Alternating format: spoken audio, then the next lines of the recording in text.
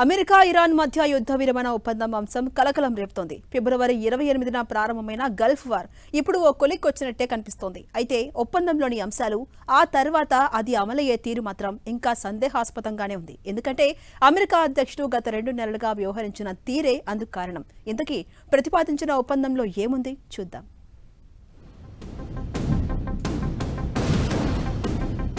Final deal ఫైనలేనా?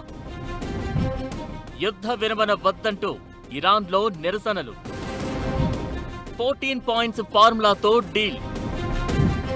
Israel వైఖరే కీలకం. వెంటనే హర్మూజ్ తెరవడమే కీలకం. లెబనాన్ సహా ప్రతి చోట దాడులు ఆగిపోతాయా?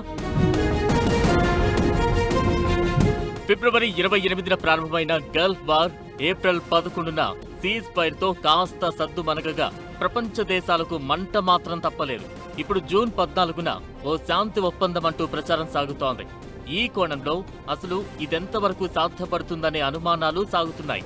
ఎందుకంటే ఇప్పుడు చెబుతోన్న 14 సూత్రాల శాంతి ఒప్పందం 2 నెలల క్రితం కూడా చెప్పింది. ఇందులో కొత్తగా చర్చించిందేం లేదు. అందుకే ఒప్పందం అమలుపై అనుమానాలు కలుగుతున్నాయి. అయితే గతంలోని ఫార్ములాకి ఈసారి చర్చించిందేంటంటే ఫైనల్ డీల్ ని ఐక్యరాజ్య సమితి పరిధిలోకి పంపడం, అక్కడ భద్రతా మండలి తీర్మానంతో ఆమోదించడం. ఇదే కొత్తది కాగా చర్చలు జరిగే 60 రోజుల కాలంలో స్తంభింపజేసిన $24 బిలియన్ ఇరాన్ ఆస్తులను విడుదల చేయడం. ఈ మొత్తంలో సగం చర్చలు ప్రారంభం కావడానికి ముందే ఇరాన్కు అందుబాటులోకి తీసుకురావాలి. అలానే అమెరికా, ఇజ్రాయెల్ ఇరాన్ కోసం $300 బిలియన్ పునర్నిర్మాణ ప్రణాళికలు సిద్ధం చేయాలి. ఈ షరతుల సంగతి ఎలా ఉన్నా అటు అమెరికా ఇటు ఇరాన్ రెండూ హర్మూజ్ తెర నుంచి తప్పుకోవడమే ముఖ్యం.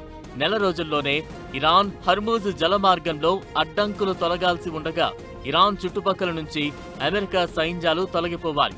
అయితే అణ్వస్త్ర కార్యక్రమంపై ఇరాన్ భవిష్యత్తు వైఖరి కూడా ఈ డీల్లో కీలకమే.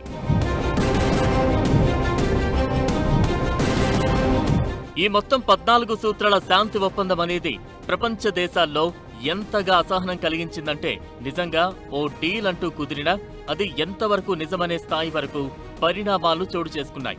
ఈ నేపథ్యంలోనే అమెరికా ఇరాన్ యుద్ధ విరమణ అంశం పెద్ద ప్రహసనంగా మారిందనడంలో సందేహం లేదు.